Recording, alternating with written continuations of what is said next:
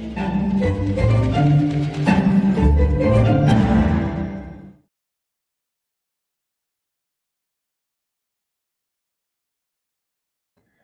evening, viewers. Welcome to the 15th episode of the Chlorophyll podcast. We started to celebrate our 25th anniversary, but as they say, by popular demand, we have continued.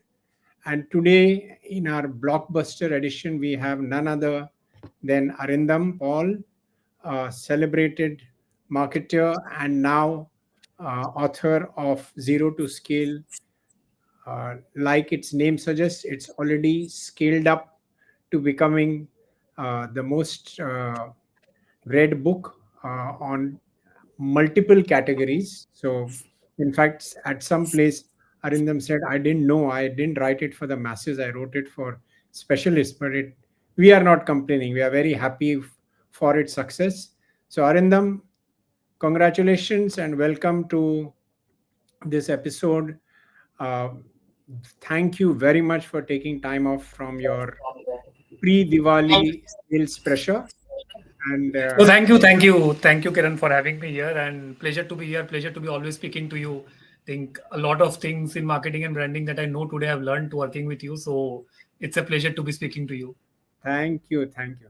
So, Arindam, as we discussed, what I'm going to do is, I think there are many people who have already read the book, and what I will do is try and ask questions which are slightly related but also take a bigger picture into account.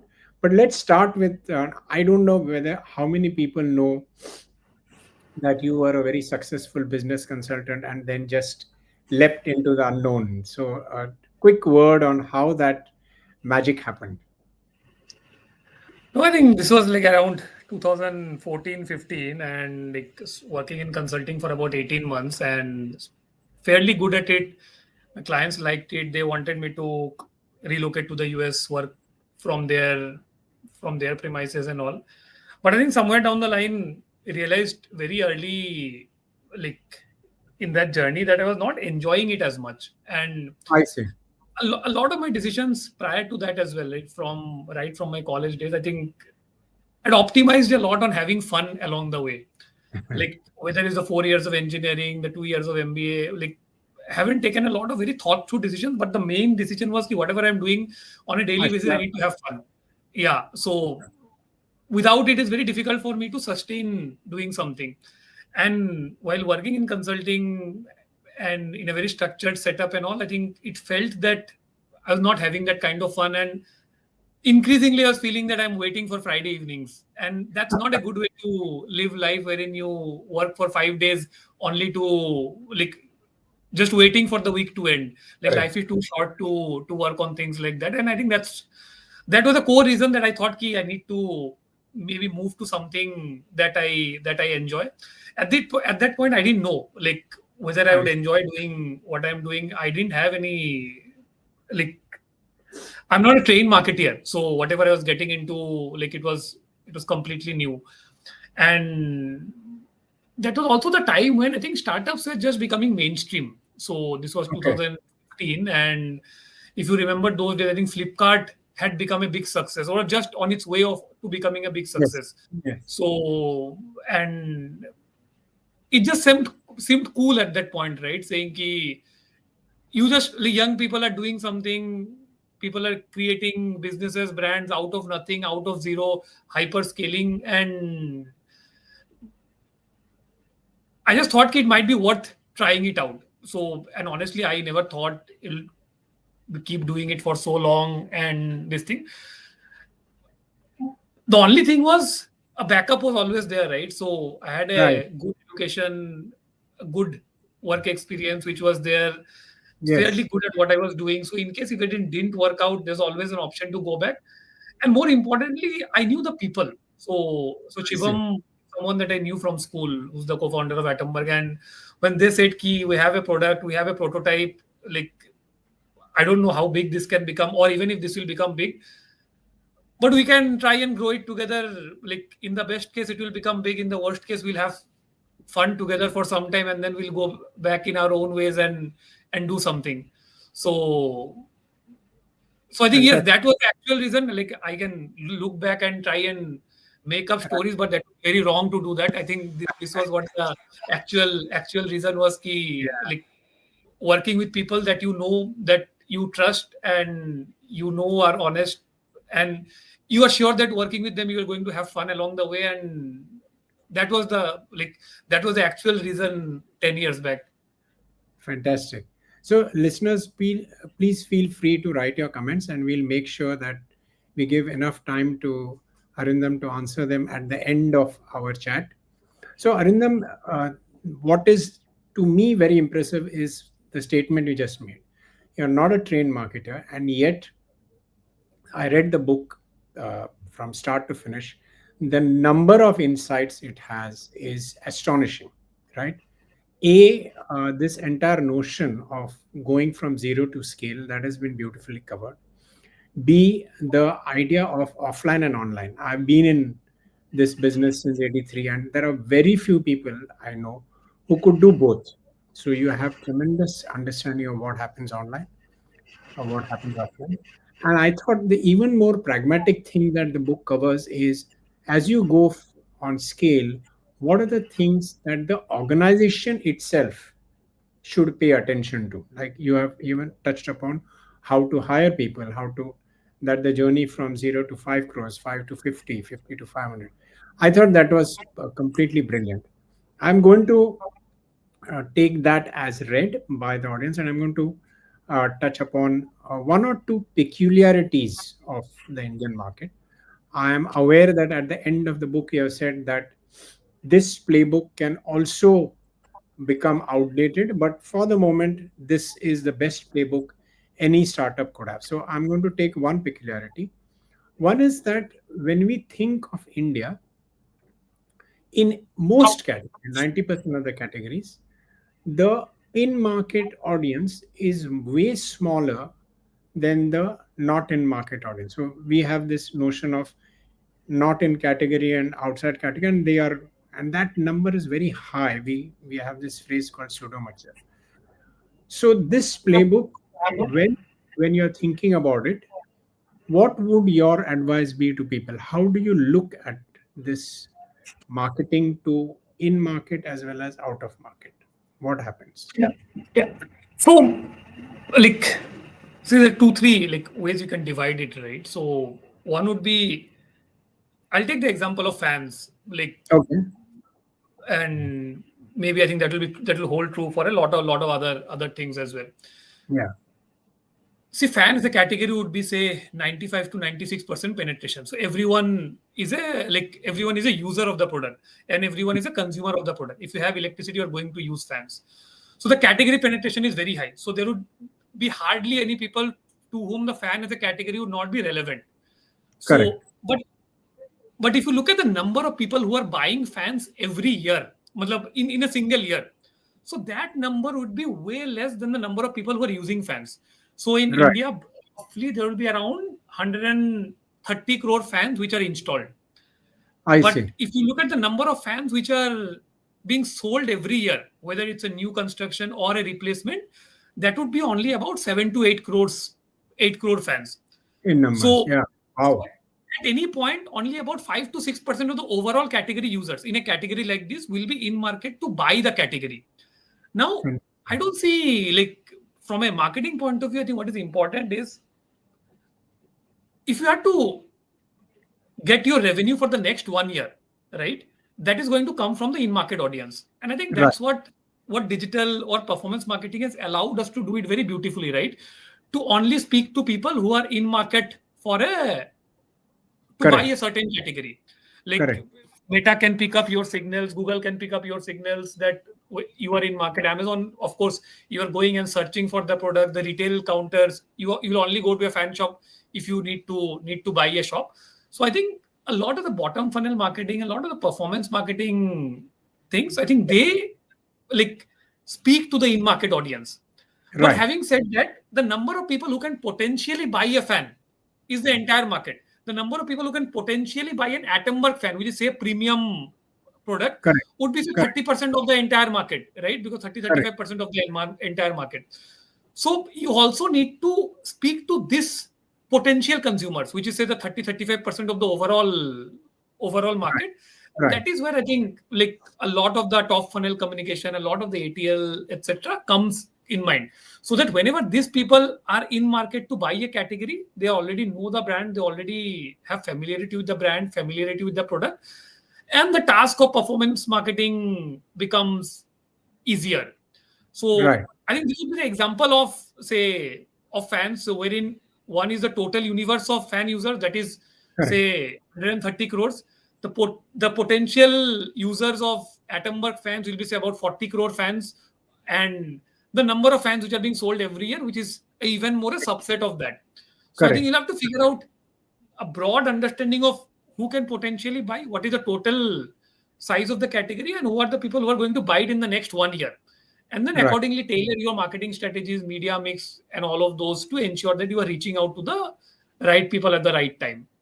So Right. I think that's how I usually look at what the in-market audience is, what the category size is, and what the overall size of population is. And that will change by category. So if Of course, that will change by category. Say, for example, if I am selling toothpaste, right? right, So there, the in-market audience would be the size of the total audience every year. Because if you are using a toothpaste, you'll maybe buy it like every month. every month. Right? You every month you are refilling it. So the concept of in-market audience and the concept of the overall users of the category, that itself is One like and the same. Yeah. one and the same, right? So there Yeah. maybe you need to figure out with people today who are not using toothpaste, how do you get them to use toothpaste? So Right. your jobs, a marketing job to be done becomes slightly different. So there maybe you're speaking about increasing category penetration. So which again for a category like fan or something, you never have to think about like how do you increase category penetration. Correct. Correct. Correct. Correct. Correct. Correct.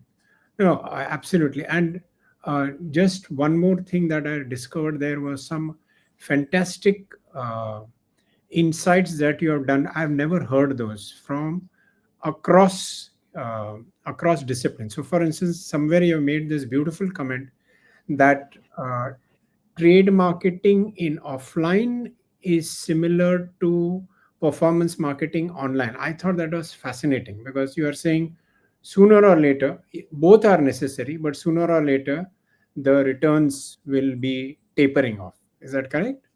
Yes.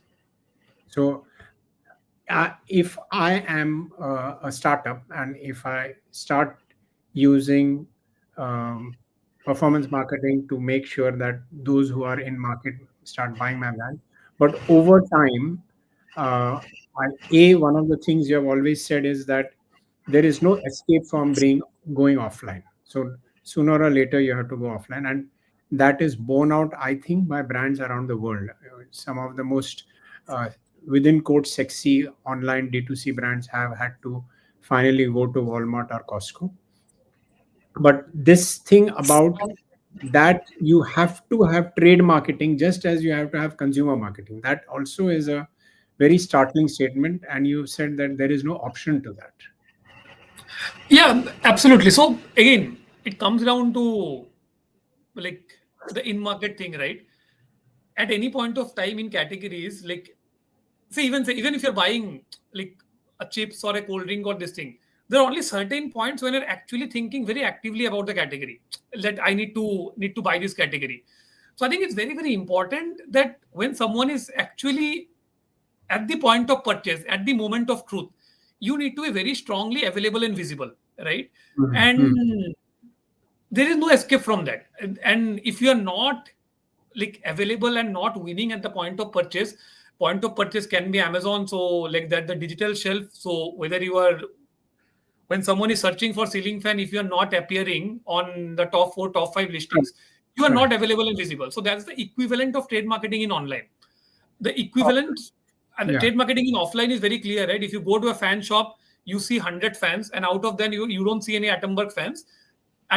Goes out of the consideration, even if like you have done all the other things in place, but at the point of purchase the consumer is not seeing that. Or for example, if you go to buy a cold drink, you see Coke and you don't see Pepsi. Like you see a very big like Coke activation and you don't see Pepsi, high chance that you will end up buying Coke and walking away with it. So there is definitely no escape from it. But again, the fundamental thing is if you only keep doing it, then you will definitely hit a ceiling. So Right. I think I mentioned this in the book as well. There's a very strong framework that I follow, and not just for marketing. I think that's true for most things in life. So there are two kinds of effort versus result curves. So one is the Okay. diminishing return. If you start something, you will get immediate results. For example, if you want pleasure, so if you go to Netflix, you will get immediate pleasure from that. But if you keep watching Netflix for 8 hours, 10 hours, 14 hours every day, every incremental hour that you give watching Netflix, you will not get the same kind of return. The returns will start diminishing. Beautiful. The return curve will start flattening. The Mm. same thing I think is true with any kind of performance marketing, any kind of trade marketing. Beyond the basics, if you start keep thinking that it will linearly scale, you keep spending. Maybe you spend 100 rupees, you get 1,000 rupees. Maybe if you keep increasing 10, 10, 10, it's not that the revenue will also increase at the same pace. So you will start hitting diminishing returns. The second type of returns is the S curve kind of a returns, Right. wherein like is the other way around. So it's like in the initial time of whether you are putting money or putting time to it, you will not get immediate linear returns. But once you start getting the returns will be disproportional. So Ah, for example, brand building is a classic example of that. Maybe first year you will not see any lot of uptakes. Second year you will not see a lot of uptakes. But after a point, once you cross a threshold point of view, all of a sudden you cross a inflection point, and that's when the returns that you start is the same that any good habit that you do. For example, say going to the gym. You go to the gym one day, you will not find any improvement yes, in your thing. You do it correct. for 1 year, all of a sudden you will find that you will get disproportional happiness, disproportional benefits in your health and everything. So the concept of that same for content, right? You push one piece of content, you will not get anything. But if you Correct. keep doing it consistently for a period of time, all of a sudden you see that like that becomes a big growth lever for you. So it's very important to, and the biggest mistake that a lot of people make is the assumption that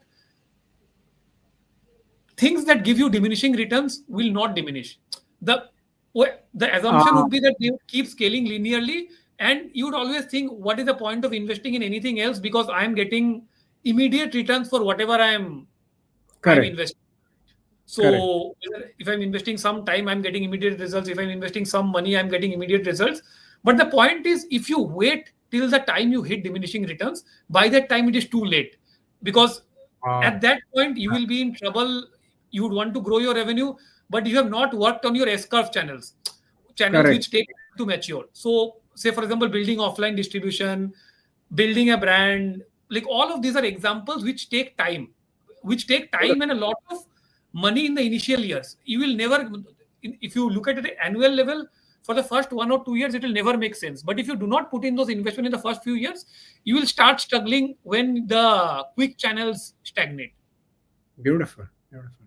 So, Arindam, that's the other, as I said, that you keep saying you're not a trained marketer, but almost everything you say is reflected in some of the best books we have read. So, there is this book called The Long and the Short of It, which is very similar to how brands grow.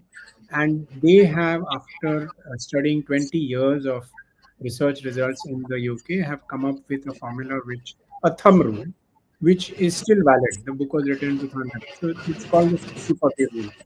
Would you start agreeing with that, where they're saying 60% of your investment, time and money, in brand building, 40 in tactical or performance or whatever? Is that roughly the thumb rule that agrees with what you have learned? Uh, Again, I don't think there would be any thumb rule for this because Okay. this will be specific to two things. One is very specific to the category that you are operating, and Okay. second would be it will be very specific to the stage of the brand that you are in. Okay. So, because ultimately there are two, three realities. So, in like when do you, so one is what we just spoke about, right? You need to do it. There is no shying away from that. So Right. it can never be a brand can never be built just focusing on 100% on performance marketing and trade marketing. It's very difficult to because you will hit diminishing returns, and is not you can build it, but again that's not the most optimal Correct. Correct. way to build a brand. But the second thing is, if you start too early, right, when you don't have any budgets, then again you stand the chance of doing too little too less. Say for example, if you only have say 1 crore of budget and you say ki I'll spend 50 lakhs on brand and 50 lakhs, that 50 lakhs might not be enough to move any needles. So Correct. Correct. so in that case, maybe I would wait till I have a certain budget wherein at least whatever I invest, I do not go back to zero the moment I stop investing. So there's a concept called threshold GRPs in media, right? Threshold. Correct. Don't put Threshold. 100 GRPs in media.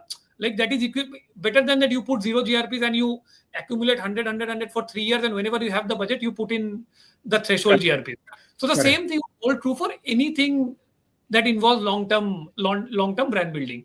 So I think Yeah. that is one thing. Also, the other thing again, so a lot of traditional marketers have a very wrong sense of what performance marketing is, because a lot of people have been trained to believe that performance marketing means buy now, there is a sale going on, buy now at 50% off, buy now at 40% off. But that is not the case. Performance marketing, in my view, means you are communicating the product benefits, product features, and it's just that you are communicating to a narrow set of people instead of a wide set of people. Correct. And Correct. communicating to a narrow set of people, your cost of doing that goes high. Cost per reach definitely will always be higher, but you are reaching out to people who are more likely to buy your product. Correct. And Correct. since you're again communicating the features, benefits, and all, it's not that your brand is not getting built. Of course, your brand is also getting built because people are knowing your benefit, people are knowing your features. Because of this, people are trying your product. For example, at Atomberg, for the first 5 years, we haven't spent almost a single rupees on brand building.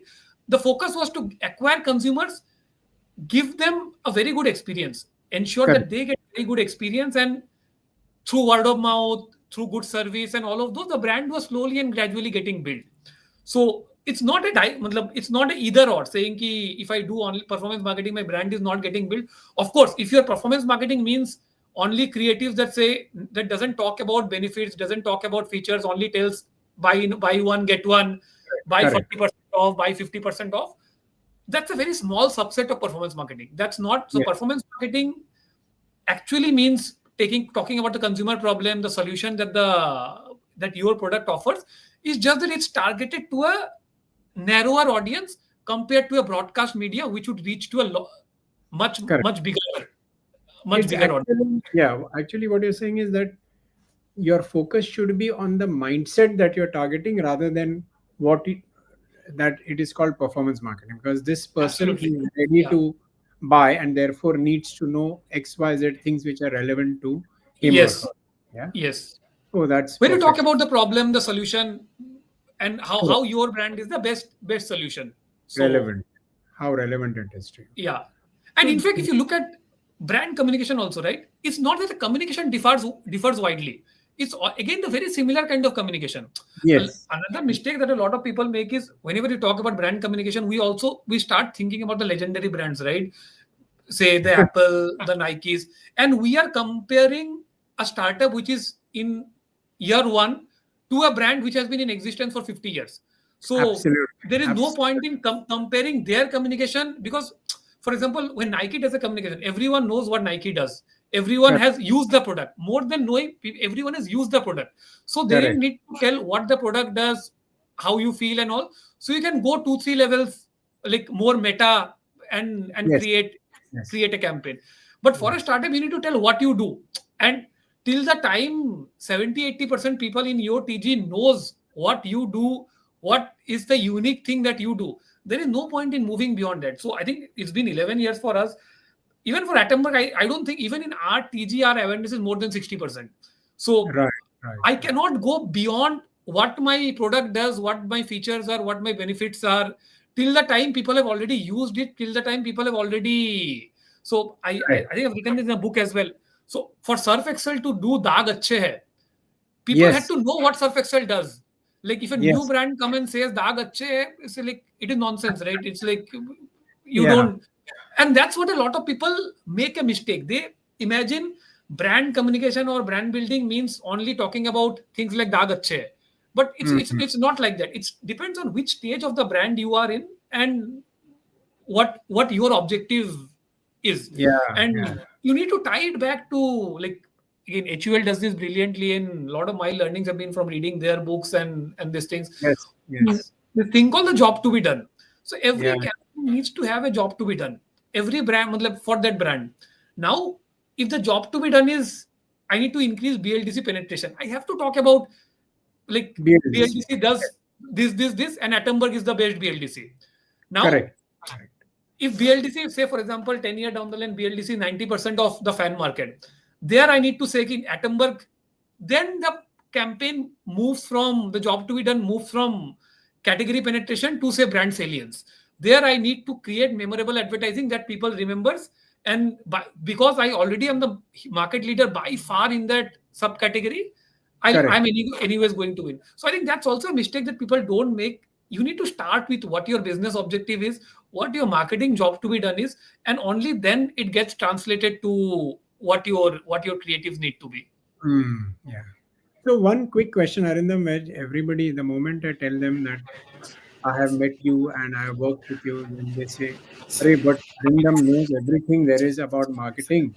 So why did he need chlorophyll for branding?" So what is So I how do you think like differentiate between them, between no, those no. two So words? yeah, yeah. See, I think there are like marketing and branding are slightly two different things, right? As I've said, ki marketing is business. So it like I don't see a distinction between marketing and business. Correct. And Correct. like and marketing come like again, I'll historically also studied right the four P's of marketing. Marketing includes product, price, distribution, Yeah. Yeah. advertising. So a lot of people concept marketing as advertising. It is clearly not. Matlab, Correct. it's a Correct. very very small subset of that. Correct. And when it comes to say like brand, right? So it's very important to work with people who can help you articulate what you stand for. And I think Correct. that articulation, it's same, right? Why don't marketeers create their own advertising? Because Mm. again, it's a subset wherein you can tell what the campaign objective is. But if you are you can't be the creative person who's also creating advertising. So Mm. because these are two slightly different skill sets. You can tell what the advertising is meant to do, what is its objective. You should know how to evaluate good advertising or good scripts. You should be able to give feedback on that. But I don't think a marketeer's job is to do Actually, either. Ha, to whether it's the articulation of the brand or to create advertising. I think both of these need experts, and we are glad that we worked with you to help us articulate yeah, what we wanted to articulate. tremendous fun. Yeah, yeah, yeah, yeah. So one another question, as we say, off the syllabus, out of syllabus. How have you changed as a human being over the past 10 years, from a very stable kind of concept to jumping into, and when you started, Atomberg was in its infancy. So from there to now, what is the inner sense? What has changed internally for you? Yeah, I think one is I have aged. So, so I'm 10 years older now. So, so with age, a lot of things change. So, like, I'm a lot more calmer as a person. I think, like, have a lot more patience, like, than what I had 10 years back. I think, and like two, three things which I like, which have now become very core to this. One is like I understood the importance of perseverance. Like many Okay. times during the course of the journey, like we're very close to death, like the company dying. It was just sheer perseverance and which kept us this thing. And it's very because you don't know when your luck opens up. So again, luck again plays a very very important role, but you need to give the maximum opportunity for your luck to favor you. Correct. And Correct. the longer you play the game, the longer you are in the game. So what like MS Dhoni also keeps saying, right? Ki be in the game, don't get out of the game very soon. If you Yeah. are in the game for too long, you will get opportunities. So I think perseverance is again very important because you don't know when your luck changes. Like if Beautiful. you there could be regulatory changes, there could be competition misfiring, there could be just category level changes, there could be consumption pattern changes, something could change. But if you just stick to it, if you just persevere, there's a very high chance of like the chances of success increase like by Correct. by leaps Wow. and bounds. And again, the second thing, which again, like even today, it's true, and it was true 10 years back as well. Optimize for having fun because building startups, building business, generally going through life is a lot of pain. like there are many, like it's not a bed of roses. So if you don't optimize for having fun, and life is too short to do things that you don't enjoy, to work with people that you don't enjoy working. So on a daily basis, if you feel that you are not enjoying doing something, you need to change it. It will You have to show. figure out ways to change it. Yes. It will show in your work. Yeah. Absolutely, absolutely. So I think that is again very important. Right. Okay. So before I say thank you to you, let's see what the questions are. So there is Meghna saying, why fans? Again, I think I can give a very complicated answer, but the actual answer was 2014-15 had an expertise in motors. I think Manoj had an expertise in motors Right. and thought ki at that point the category didn't see any innovation, and we just thought ki this might be a starting point to do something big. At that point, we didn't realize how difficult it is going to be, what the challenges were. And I think in hindsight, it's a good thing we didn't know, because or else we'd have never Yeah. entered. So, Yeah. so like to be honest, I think that's the answer. Ki there's the expertise in motors, and other than that, we just didn't think through very deeply. As we kept getting deeper and deeper, we understood it's a good industry, it's an attractive industry, and if we keep building certain strengths, I think it will keep compounding, which is what has happened in the last 10-11 years. Also, it is fascinating that BLDC as a technology has been around for a long time, but nobody has been able to harness Absolutely, it for fans, correct? absolutely, I think that's absolutely. the beauty of Manoj and Shivam combination. Even fans, not just fans. I think like it's not there in any consumer appliances. So, Hmm. and I think that's our broader thesis, that we need to make it like we've done it in our mixers. So the mixer should be doing close to Correct. about 80-90 crores this year. So the Wow. second category, yeah. So idea is to get it into wherever motors are there. Ideally, you would then this should be replaced with BLDC. I think that's a Yeah. long term. Yeah. Here's Shivayu. Shivayu, how flexible should marketing approaching without compromising USPs? See, I think it depends, right? Again, matlab, how I would look at any communication. I assume here marketing means communication or advertising. Right. Yeah. So it has to flow down from what your job to be done is. So, That's and nice if your job, what that job of a certain communication is, if that job is, for example, to create a subcategory of noiseless fans and position Atomberg as the leader, I'll definitely speak about how my blades are make less noise about it. Now, whether that should be a job or not, it should be like evaluated at a JTBD level, saying ki if is this is the job I'm going to attack, or is there a better job to be attacked this year, correct. where my chances of winning as well as the size of the pie if I win is going to be high. Again, how you decide on which job to attack, likelihood of winning and size of the pie. So if the size of the pie is big and your likelihood of winning vis-a-vis a competition is also high, you go ahead and attack that job for that year. Correct. And once your job to be done is finally, that's when you decide what your communication like objective is, and which all USPs need to be part of Yeah. that communication objective. Like you keep saying in the book, you start from business, then come to marketing, and then come to. Right, Yeah. right. As Atomberg grows into a market leader, how do you keep its challenger energy alive without letting process and scale blunt it? So, do you currently see yourself as challenger? Or Yes, yes, absolutely. okay, So like hardly, I think 1,000 crores is nothing in India, I think. So right, in terms of the where we want to be. So yes, see, I think there are two ways to do it. So one is you hire people who who have that that fire, fire in the belly to grow, who who has a very strong. So our core value is curiosity. So in correct, fact, our tagline is why not, right? So which you guys have only like I helped us articulate it.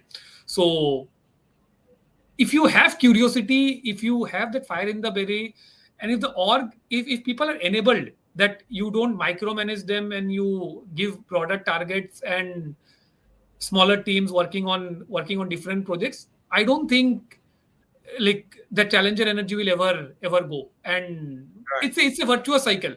If you keep seeing growth, you keep attracting more such kind of people. This kind of people ensure that they move quickly, they move. And I think processes, I think you again try and minimize as much as possible, like without, yeah. So like processes, bureaucracy, etc., try and minimize as much as possible. Again, there are some, of course, what you could do at when you are 100 crores, maybe some or not all of those are possible at 1,000 crore scale, Correct. but you try and retain most of it. Beautiful. Should a mid-sized B2B manufacturing company still focus 80% on core marketing and very less on branding, especially if the product is average and doesn't have any clear advantage in the market? Again, this is slightly like, see, marketing for me, like how, again, I would, what do you mean by core marketing? I think, right? So I think, so marketing means product, price, everything, right? So I think, of course, you need to focus on getting the right products, pricing it right, ensuring that you're able to generate demand, and all of those. And see, when it comes to brand, right, there are two aspects to it. So one is how many people know about the brand, how many relevant people Right. know about the brand, which I think is a marketing activity, which falls under your promotions, the under the P of promotions. Because the more you spend on awareness, more people will know about the brand. The more time you are in existence, more people will know about the brand. But a lot of people, which again is independent of spends or anything, is defining the brand, say, which, or say, associations around the brand. So Right. because with time, people are, if you spend money, people are going to know about the brand. But what they know about the brand, I think that is where there's a good chance you can control a lot of the narratives.